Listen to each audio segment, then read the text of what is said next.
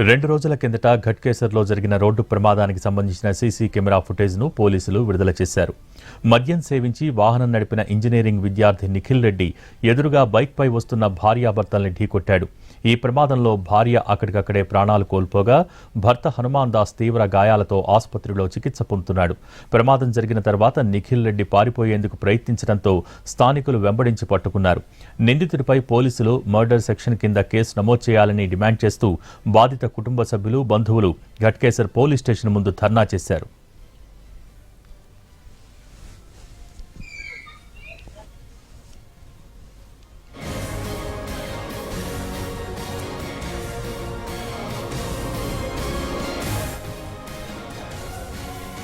ప్రమాదంలో గాయపడ్డ హనుమాన్ దాస్ తలకు తీవ్ర గాయాలు కావడంతో ఆయన పరిస్థితి కూడా విషమంగా ఉంది.